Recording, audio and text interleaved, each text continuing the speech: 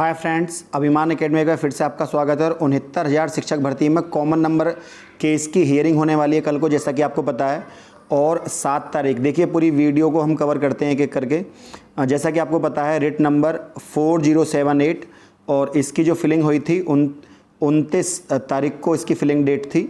और इसकी 2020 में 29 मई 2020, आपको पता है लगभग एक साल पूरी होने को है।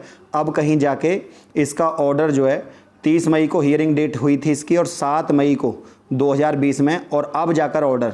तो कहीं ना कहीं ये चीज़ें ये बता रही हैं कि सरकार की मन माफिक चीज़ें होती रहती हैं न्यायालय में भी प्रक्रिया। हालांकि न्याय प्रक्रिया को ये कहा जाता है कि पूरी तरीके से न्यायिक प्रक्रिया इन चीज़ों से बची हुई है, लेकिन कोर्ट में कहीं ना कहीं केस खिंचते वही दिन आ जाता है जैसा सरकार पसंद करती है, जो चीज़ें सरकार को चाहिए। मैं इस बात को सीधा नहीं बोल सकता क्योंकि हमारी न्यायालय प्रक्रिया है, लेकिन कहीं ना कहीं जो लेट चीज़ें होती हैं, ये देर से मिला अन्याय भी जो है वो किसी देर से मिला जो न्याय है वो कभी भी अन्याय से किसी से कम नहीं होता। अब लगभग इतना समय होने को आया। दूसरा, सरकार ने 3 नंबर ऐसे प्रश्नों पर दे दिए, 3 नंबर ऐसे प्रश्नों पर दे दिए जो विवादित ही नहीं थे।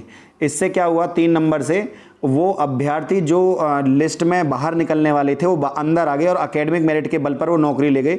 और 105 से 110 नंबर के बीच में जो अभ्यर्थी थे 100 से ऊपर वाले, वो बच्चे से कहीं ना कहीं नियुक्ति से बाहर हो गए।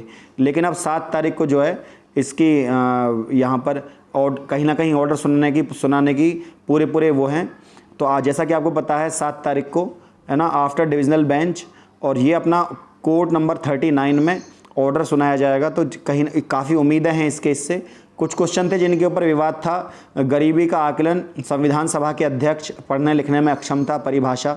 क्वेश्चन नंबर 71, खाने का नमक किससे बनता है, नाथ पंथ के, और केंद्रीय गिलास एवं सेरेमनिक अनुसंधान खुर्जा। तो ये जो क्वेश्चन थे ना, कहीं कहीं विवादित रहे।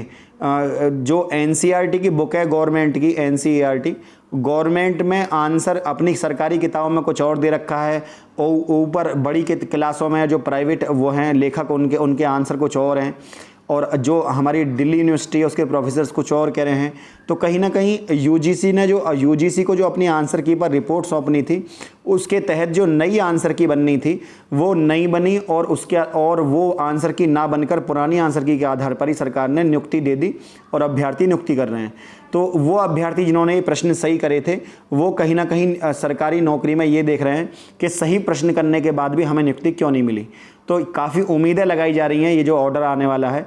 और आंसर की का कोई भी ऑर्डर आता है उससे काफ़ी उम्मीदें होती हैं, लेकिन सरकार को ये देखना चाहिए था कि 3 नंबर कॉमन देने के बजाय सरकार को ये देखना चाहिए था कि ये जो सरकार 3 नंबर कॉमन दे रही है, इससे जो कम एकेडमिक वाले अभ्यर्थी हैं उनको कितना भारी नुकसान हुआ है। तो सरकार नंबर देती ही ना, और यदि देने थे तो सरकार आंसर की को सही कराती, उसके बाद नंबर देती।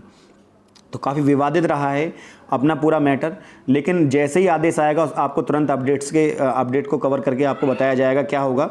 लेकिन फ्रेंड, 69,000 शिक्षक भर्ती में कॉमन नंबर जो मुद्दा है काफ़ी स्पेशल है। अब जो अभ्यर्थी 96, 95 पर अटके हुए हैं, वो चाह रहे हैं अब भी कॉमन नंबर मिल जाए और एकेडमिक के दम पर वो अब भी नंबर ले जाएं।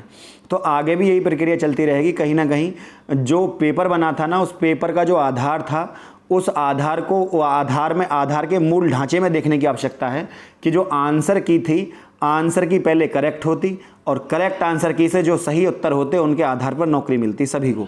लेकिन जब नियुक्ति दे दी है तो सरकार ने जिनको नियुक्ति नहीं दी है, कम से कम जो सरकार 22,000 सीटें पड़ी है उनको जोड़कर ये जो अन्याय हुआ है उसको सरकार सही कर सकती है। लेकिन सरकार ऐसा करने के मूड में अभी दिख नहीं रही है। लेकिन आंदोलन चाहे भले ही लेट चले, लेकिन ये प्रक्रिया लगातार चलती रहेगी। 22,000 सीटों को जुड़वाने की सरकार चाहे, अभी कोविड-19 नहीं होता तो शायद मेरे ख्याल से आंदोलन हो रहा होता इस समय इसके ऊपर सड़कों पर, लेकिन क्योंकि महामारी ऐसी फैली हुई है। लेकिन हमने ये भी कहा था सरकार के सामने, ये भी वो रखा कि आपका जो देखिए, आपको जैसा पता है कि 7 तारीख को संगीत सोम भी आने वाले हैं हम बुलंदशहर में, तो हम उनके सामने भी बात रखने का पूरा प्रयास करेंगे।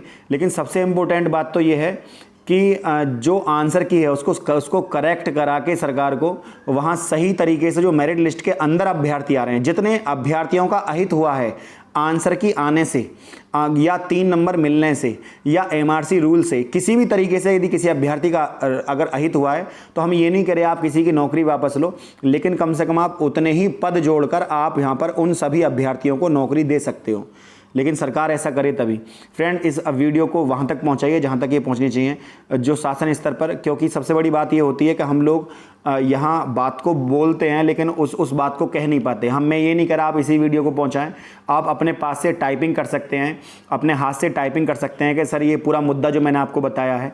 टाइप करने के बाद आप उसको सोशल मीडिया पर आगे जो हमारे मंत्री साहब हैं उसमें कुछ लिमिट होती है शब्दों की, उस लिमिट के हिसाब से कम शब्दों में अपनी बात को वहाँ रखने का प्रयास करें ताकि सभी की नौकरी जो है सबका चयन यहाँ पर सुनिश्चित हो सके।